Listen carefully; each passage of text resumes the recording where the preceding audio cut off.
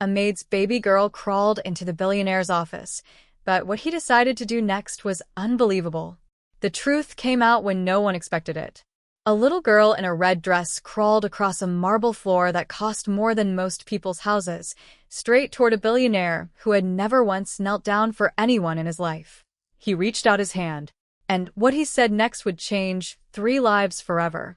Stay with me, because by the end of this story, you're going to look at every stranger you pass a little differently. Hey, welcome back to the channel. Before we get into today's story, tell me, where are you watching from? Which country do you call home? Drop it in the comments. I read every single one. Today's story is about a man who had everything money could buy and a woman who had almost nothing but her daughter. It's about pride, secrets, and a moment on an office floor that neither of them saw coming. I promise you, this one is going to stay with you long after it ends. Let's get into it. Marcus Reed had built an empire out of steel and silence. At 42 years old, he ran one of the largest real estate development firms on the East Coast, a company with his name etched in brass letters above the door of a 60-story tower in downtown Chicago. From the top floor, he could see the entire skyline, the river cutting through the city like a vein of silver.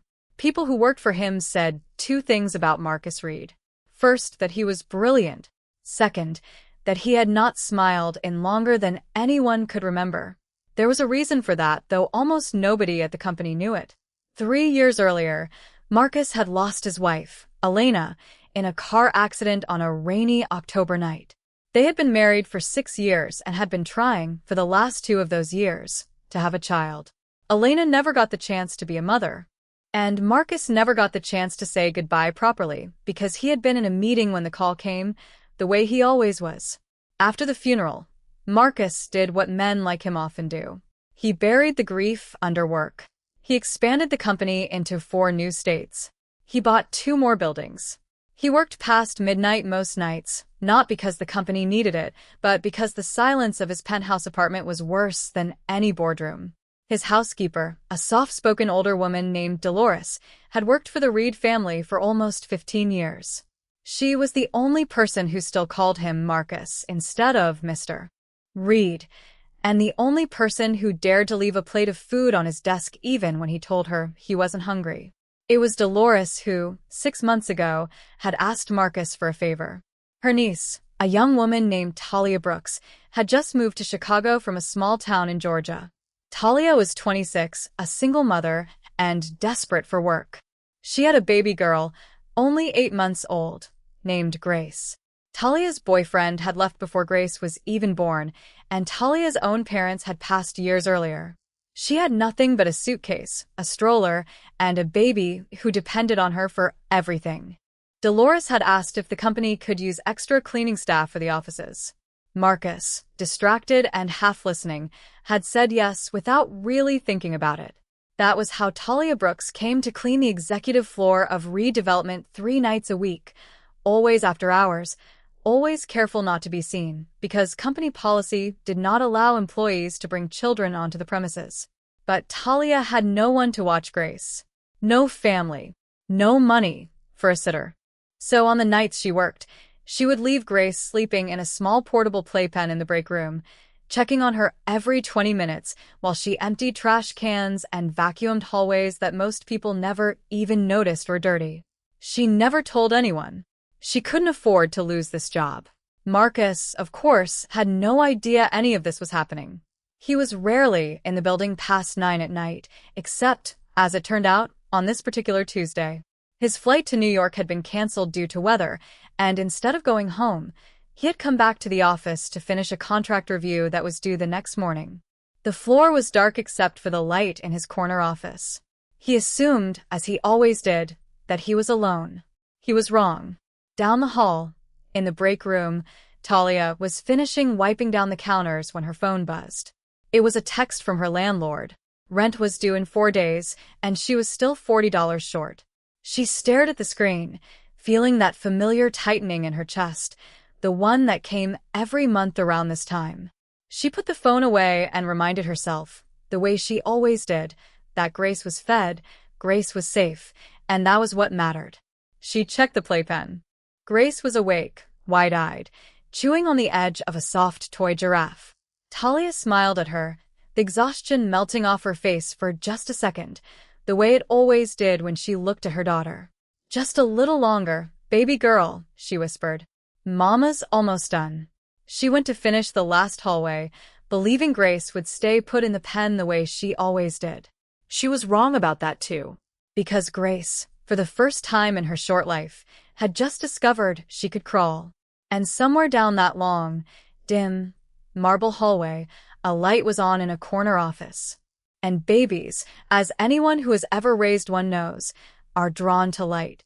Marcus didn't hear the door. He was hunched over his desk, sleeves rolled up, red pen in hand, marking through paragraphs of legal language that blurred together the longer he stared at them. The only sound in the office was the hum of the building's heating system and, somewhere far below, the faint wash of traffic on Michigan Avenue. He didn't notice the soft scuffing sound at first. It was too quiet, too strange a sound to place. He kept reading. Then it came again, closer this time, a small, rhythmic shuffle against the marble floor. Marcus frowned and looked up. At first, he thought it was a trick of the light, a shadow cast by the floor lamp near the window. But then the shape moved again, and it moved with purpose, small hands slapping against the polished stone, knees dragging behind them. A baby girl in a little red dress, with a small bow clipped crookedly into a puff of dark curls, was crawling directly toward his desk. Marcus sat frozen for a long moment. His mind, trained for boardrooms and hostile takeovers, had absolutely no idea what to do with the sight in front of him. "Hey," he said softly, almost without meaning to. His voice came out rusty and used to gentleness. "Where did you come from?" The baby stopped a few feet from him, looked up with wide brown eyes, and let out a delighted little squeal, as if she had just won a game of hide and seek. Then she reached her arms up toward him, the universal signal of a child who wants to be picked up. Marcus's chest tightened in a way he hadn't felt in 3 years. He thought, for one disorienting second, of a nursery that had been painted and never used, of a crib that still sat, dust-covered, in a spare room of his apartment because he had never been able to bring himself to take it apart. He pushed the thought away and instead did the only thing that made sense. He got up from his chair, walked around the desk, and knelt down on the marble floor in his $3,000 suit, not caring in the slightest, and reached out his hand toward the little girl. "Okay," he said, his voice softer than it had been in years. "Let's figure out where you belong." That was the exact moment the break room door, down the hall, burst open, and Talia Brooks came running, panic written across every line of her face, calling a name that made Marcus's blood run cold with sudden understanding. "Grace. Grace, baby, where?" She rounded the corner into the office and stopped dead. There, on the floor of Marcus Reed's private office, was her daughter, inches away from the hand of the most powerful man in the company, a man Talia had never even met, a man who was never supposed to know she or her daughter existed at all. Talia's face drained of color. In that instant, she wasn't thinking about her job security or her reputation.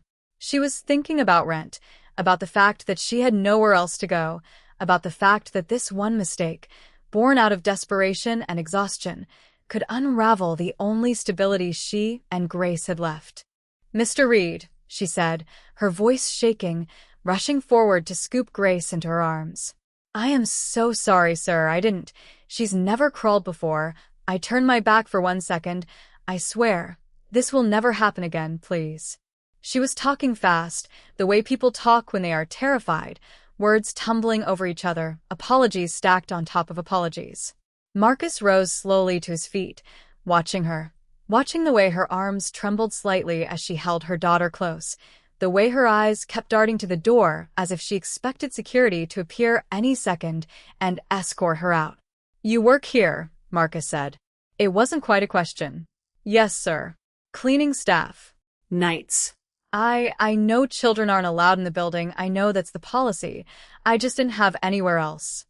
"Ma'am," Marcus said, cutting her off gently. "Take a breath." Talia stopped.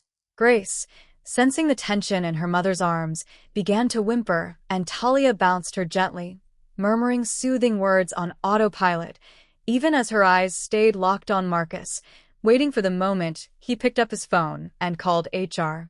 That moment didn't come. Instead, Marcus did something that would begin to unravel everything Talia thought she knew about how this night was going to end. "What's her name?"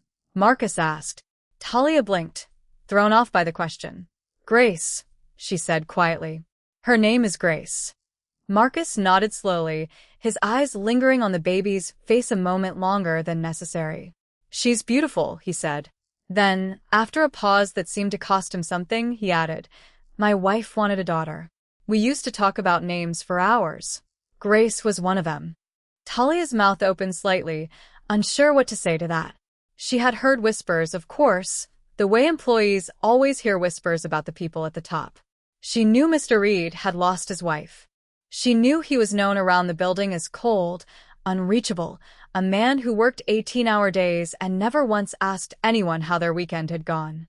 She had not expected this. She had not expected any of this. "I'm sorry for your loss," she said softly. "I didn't mean to bring up." "You didn't," Marcus said. "I did." He looked at her properly for the first time, taking in the tired lines under her eyes, the slightly frayed collar of her uniform shirt, the way she held her daughter, like the girl was the only solid thing left in a world that kept trying to knock her down. "How long have you been doing this?" "Bringing her here at night." Talia hesitated. There was no point lying now. 6 months, she admitted. "Since I started. I don't have family in Chicago. No one to watch her. I couldn't afford daycare, not on this salary, not with rent the way it is. I know it's against policy. I was going to figure something out. Her voice cracked, just slightly, and she pressed her lips together to keep it from breaking further. "I needed this job, Mr. Reed. Please. Whatever happens, please don't let this cost me the job. She's all I have." Marcus was quiet for a long moment. Somewhere behind his composed expression, something old and painful was stirring, a memory of his own, of Elena sitting in the nursery they'd prepared, hand resting on her belly, telling him that no matter what happened, no matter how hard things got, they would figure it out together, because that's what family did. He had never gotten the chance to keep that promise to her. But here, on this floor, at nearly 10 o'clock at night, was a version of that promise standing right in front of him, asking for nothing more than the chance to keep going. "You're not losing your job," Marcus said finally. Talia let out a breath she seemed to have been holding for 6 months straight, her shoulders sagging with relief, tears finally slipping free down her cheeks. "Thank you," she whispered. "Thank you, sir. I don't know what to." "There's more," Marcus said. Talia stilled. This was the part, she thought. This was where the catch came in, the way it always did. Instead, Marcus said the words that would mark the true turning point of the story, the truth that would come out when absolutely no one, not Talia, not the company, not even Marcus himself an hour earlier, expected it. "This building has an unused daycare space on the 4th floor. It was supposed to be part of an employee wellness expansion 2 years ago. We shelved the project after." He paused. "After my wife passed. I lost interest in a lot of things around then. It's just been sitting there, empty, collecting dust."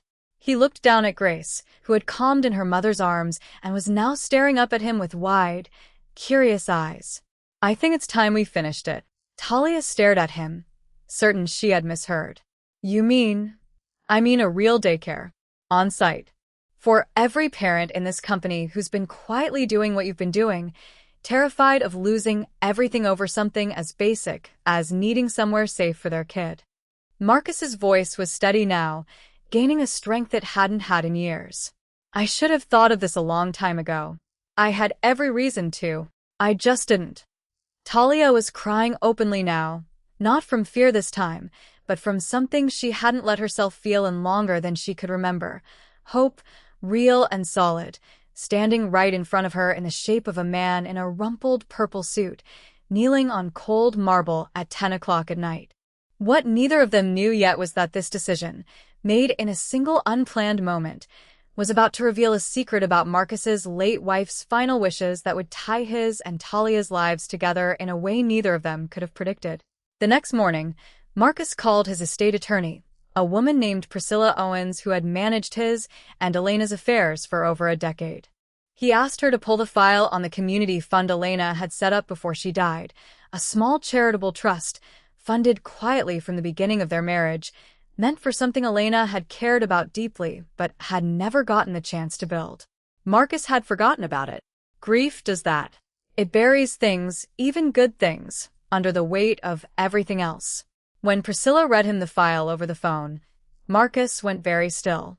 The trust had been named, simply, for the Working Mothers Fund. Elena had written a short letter, attached to the trust documents, dated 8 months before the accident, around the same time she and Marcus had been trying for a baby of their own. Priscilla read the letter aloud. Elena had written that she remembered her own mother working 2 jobs to raise her alone, dropping her off at a neighbor's apartment before dawn, picking her up long after dark, always exhausted, always afraid of losing one job or the other. Elena wrote that if she and Marcus were ever blessed with the resources to change that story for even one family, she wanted to. She wanted every mother who worked for them to know that her child would never be the reason she lost everything. Marcus sat in his office long after the call ended, the letter forwarded to his email, reading it over and over. He had never seen it before. Elena had never told him. Maybe she had been waiting for the right moment. Maybe grief had swallowed the file before he'd ever had the chance to find it. He thought of Talia, hiding her daughter in a break room, terrified of losing the only stability she had. He thought of how many other Talias might be out there in his building, in every building in the city, doing the exact same thing.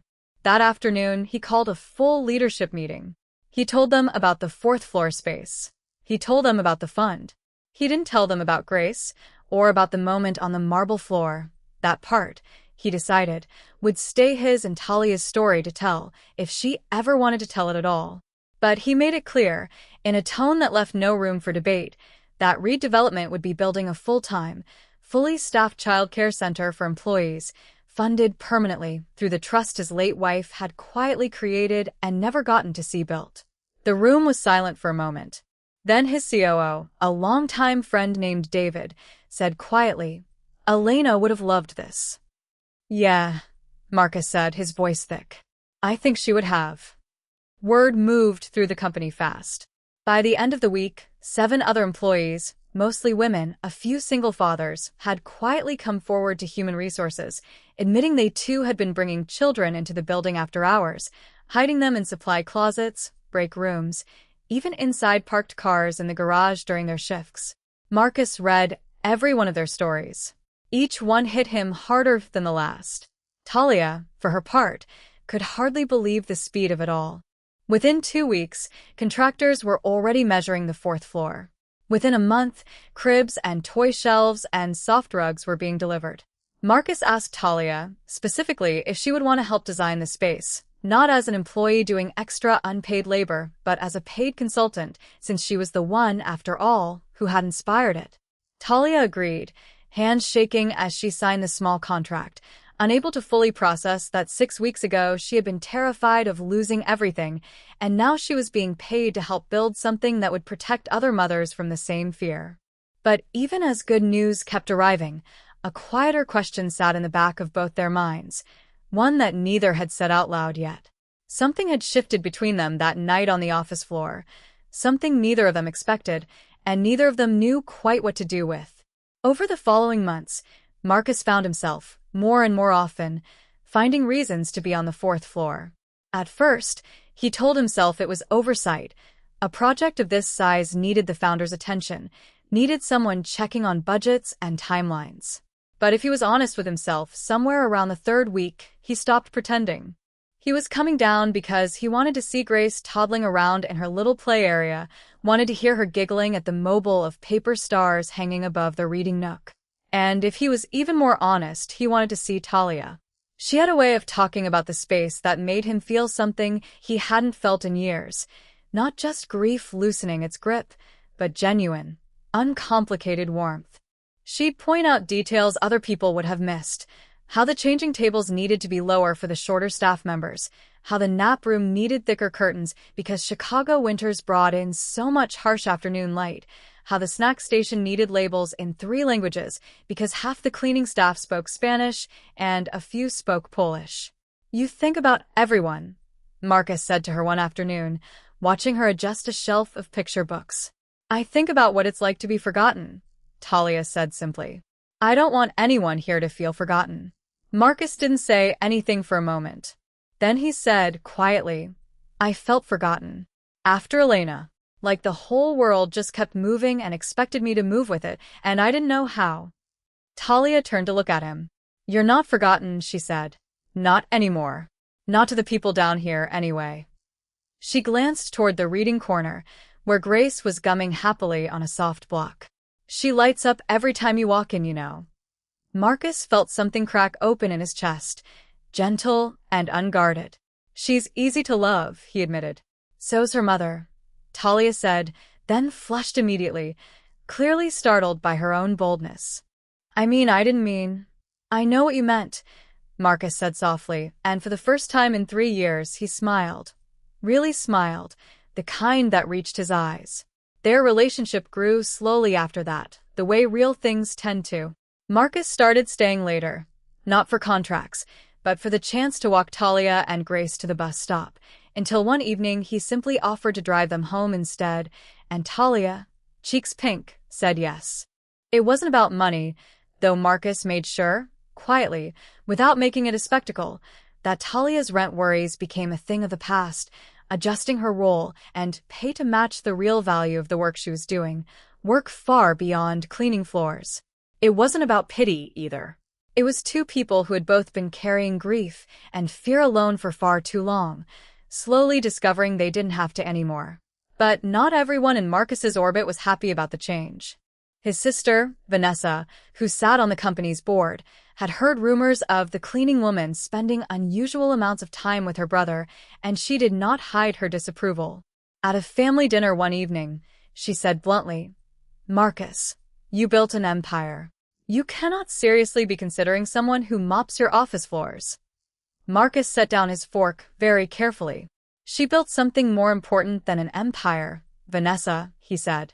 "She built a daughter who trusts the world, even after the world gave her every reason not to. That's worth more than any deal I've ever closed." Vanessa didn't have a response for that. But the disapproval didn't disappear. It simply went quiet, waiting, the way resentment often does, for a moment to resurface. That moment came 4 months later, at the grand opening of the Redevelopment Family Center, the official name given to the 4th-floor daycare, now fully built, fully staffed, and already caring for 11 children of employees across the company. The opening was a modest event by Marcus's usual corporate standards. No press, no elaborate ribbon cutting, just employees, their families, a simple sheet cake, and Marcus standing at the front of the sunlit room, Grace balanced easily on his hip like she'd always belonged there. He gave a short speech. He talked about his late wife's letter, about the trust she had quietly built, about how sometimes the people who change your life the most are the ones you almost walk right past in a hallway. He didn't look at Talia when he said that last part, but everyone in the room who knew the story understood exactly who he meant. After the speech, as people mingled and ate cake, Vanessa cornered Talia near the window, her voice pitched low enough that only Talia could hear. "I hope you understand what you're stepping into," Vanessa said coolly. "My brother is vulnerable right now. Grief makes people do things they wouldn't otherwise do. I'd hate for you to mistake his gratitude for something more permanent." Talia's stomach dropped, old fears rising fast and familiar, the fear of not belonging, of being seen as an outsider who didn't deserve a seat at any table. For a moment, she almost apologized, almost shrank the way she had been taught to shrink her whole life. Instead, she took a breath and said, "I never asked your brother for anything, Ms. Reed. Not the job, not the daycare, not any of it. I asked for one thing, to keep working so I could take care of my daughter. Everything else he chose. If you have a problem with his choices, I'd suggest you take it up with him, not me." Vanessa's mouth tightened, clearly unused to being spoken to that way by someone she considered beneath her notice. She walked away without another word. Talia didn't tell Marcus what had happened. She didn't want to make trouble, didn't want to seem like she was trying to come between him and his family. But Marcus noticed the shift in her mood for the rest of the evening, the careful distance she kept, the way her smile didn't quite reach her eyes anymore. Later that night, after the guests had gone and the daycare room sat quiet and dim, lit only by the glow of a small nightlight shaped like a star, Marcus found Talia sitting alone in the reading nook, Grace asleep against her shoulder. "What happened?" he asked gently, sitting down across from her. Talia hesitated, then told him every word Vanessa had said. Marcus's jaw tightened as he listened, a familiar coldness returning to his eyes, though this time it wasn't grief driving it. "I'll talk to her," he said. "Don't," Talia said quickly. "I don't need you to fight my battles." "I'm not fighting your battle," Marcus said. "I'm setting a boundary in my own family because I won't have anyone make you feel like you don't belong somewhere you built with your own two hands." He paused, then added, quieter. "You didn't just build a daycare, Talia. You reminded me how to be a person again. That's not something I'm going to let anyone diminish." Talia looked at him for a long moment, something fragile and hopeful passing between them. "Careful, Mr. Reed," she said softly, a small smile finally returning. "You're starting to sound like a man who's falling for someone." Marcus reached over, gently brushing a strand of hair from her face. "Maybe I already have," he said. "I just needed someone patient enough to wait for me to catch up." 6 months after the daycare opened, Marcus stood in front of the mirror in his apartment, adjusting his tie with hands that, for the first time in longer than he could remember, were shaking, not from grief, but from nerves. Tonight, he planned to ask Talia to marry him. It wasn't a decision he'd made lightly. He had spent long nights thinking it through, talking to David, even, in a moment of vulnerability, visiting Elena's grave to talk it out loud, the way he sometimes did when big decisions weighed on him. He had told her about Talia, about Grace, about the daycare that now bore, quietly, a small plaque near the entrance that read, "In loving memory of Elena Reed," who believed no mother should have to choose between her job and her child. He believed, standing there at the gravestone, that Elena would have wanted this for him. Not out of obligation, not out of moving on too fast, but because Elena herself had always said that love, real love, was meant to be shared, not hoarded, not buried alongside grief forever. That evening, Marcus took Talia and Grace, now a lively toddler of nearly 2, babbling half-formed words and stomping proudly across any floor she was allowed to walk on, to a small Italian restaurant on the north side, the kind of place with checkered tablecloths and candles stuck in old wine bottles, nothing like the 5-star restaurants Marcus usually frequented for business dinners. He had chosen it specifically because Talia had once mentioned, in passing, that it reminded her of a place her own mother used to take her as a little girl in Georgia.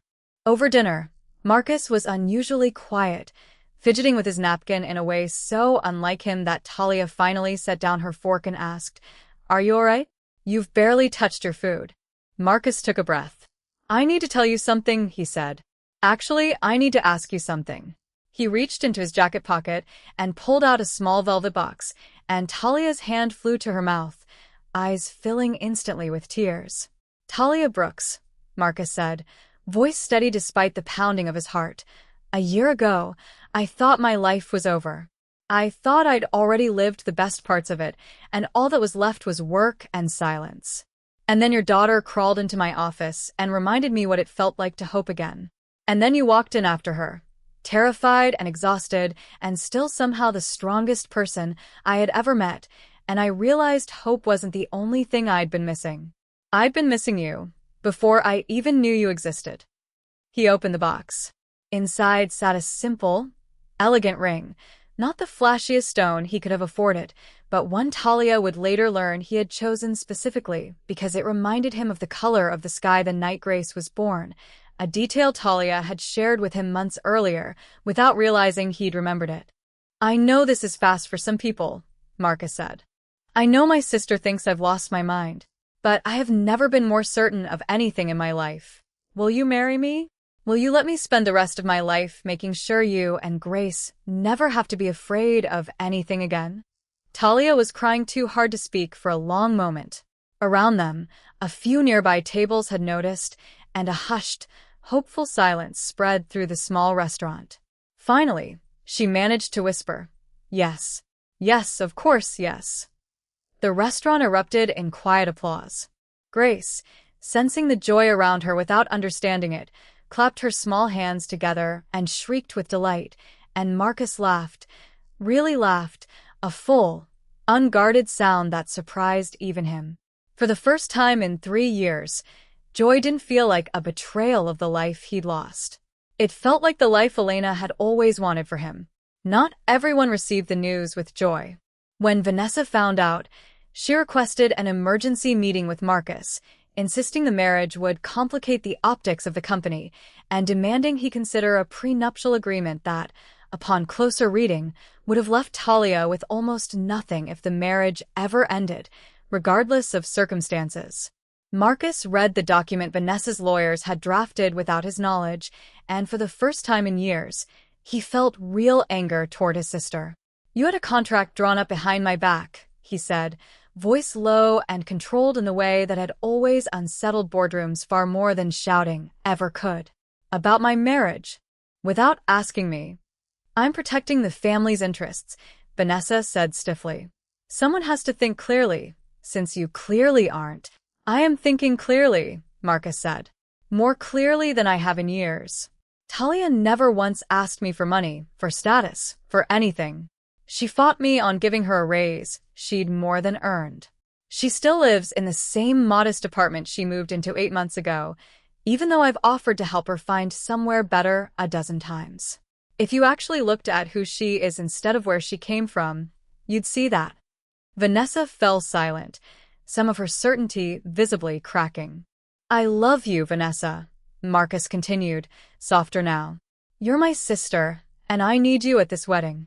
But if you can't find a way to respect the woman I'm marrying, then that's a boundary I'm willing to hold, even with you." It took time, weeks actually, but Vanessa eventually came around, helped along by an unexpected afternoon spent at the family center, watching Talia patiently teach a room full of toddlers, including her own niece by marriage, how to count using blocks, watching the genuine warmth in the way every parent who came to pick up their child greeted Talia by name, thanked her, hugged her. It was hard to keep believing the worst about someone once you saw, firsthand, how much good they had built.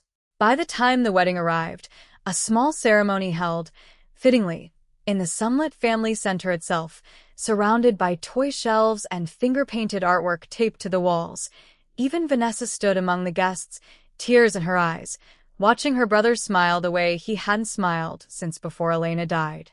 Grace, now old enough to toddle down a makeshift aisle on her own 2 feet, scattered rose petals with far more enthusiasm than precision, giggling the entire way, utterly unaware that she was the reason any of this had happened at all, that her small, curious crawl across a marble floor over a year earlier had set into motion a chain of events that changed not just her mother's life, and not just Marcus's, but the lives of dozens of families who now no longer had to choose between keeping their jobs and caring for their children. 2 years passed.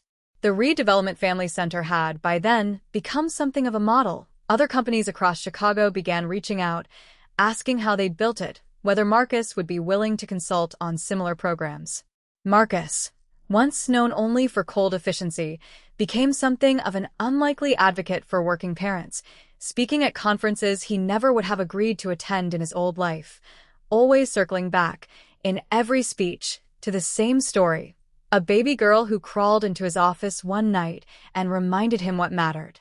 Talia had gone back to school part-time, something Marcus had gently encouraged but never pushed, earning a certification in early childhood education and eventually stepping into the role of full-time director of the family center, not because she was Marcus's wife, but because, as even Vanessa now readily admitted, there was no one more qualified or more devoted to the mission behind it. Grace, now 3.5, ran the halls of the 4th floor like she owned the place, which, in every way that mattered, she did. She called Marcus Daddy, now, a title he had never once pushed for, one that Talia had gently offered him the day Grace herself had started using it on her own, unprompted, simply because it was true. One evening, Marcus and Talia sat together on the balcony of their apartment, watching the sun sink behind the Chicago skyline, Grace already asleep inside. Talia rested her head on Marcus's shoulder, and after a long, comfortable silence, she said, "Do you ever wonder what would have happened if your flight hadn't been canceled that night? If you'd just never been in the office?" Marcus considered the question seriously. "I used to wonder that a lot in the beginning," he admitted. "But I don't anymore. I think some things find their way to happen one way or another. Maybe it wouldn't have been that exact night. But I think you and Grace would have found me eventually. Or I would have found you." He pressed a kiss to the top of her head. "Elena used to say the universe has a strange way of finishing the things we start with love. I think this was hers to finish. I just got to be there for it." Talia smiled, blinking back tears that came easier now, tears of gratitude instead of fear. "I love you," she said simply. "I love you too," Marcus said. "Both of you. All three of us, actually," he added, glancing meaningfully toward the small nursery they'd recently begun preparing down the hall, a room that, for the first time in Marcus's life, wasn't filled with grief, but with anticipation.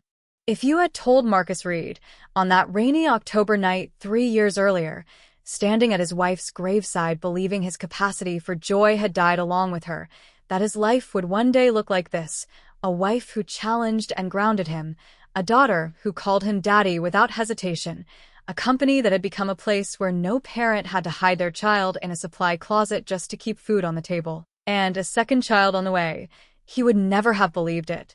But that's the strange, quiet mercy of life sometimes. It doesn't announce itself with fireworks. It crawls in, slowly, on small hands and unsteady knees, across a marble floor no one expected it to cross, at exactly the moment someone was finally ready, even if they didn't know it yet, to reach out and meet it halfway. The moral of this story is simple, but it's one worth carrying with you. Sometimes the people the world overlooks, the tired single mother working night shifts, the grieving man who's forgotten how to smile, are exactly the people meant to save each other. Kindness doesn't ask about your job title or your bank account. It only asks whether you're willing to kneel down, reach out your hand, and meet another person exactly where they are. Marcus Reed spent years believing his empire was the thing that defined his life. It took one small girl in a red dress to show him that the truest wealth he ever had was the people willing to walk beside him. If this story touched your heart even a little, I want you to do something for me. Hit that like button, it truly helps this channel more than you know. Subscribe if you're new here because we tell stories just like this one every single week. And if you know someone who needs a reminder today that kindness always finds its way home, share this with them. You never know whose life it might quietly change. Thank you for watching, and I'll see you in the next story.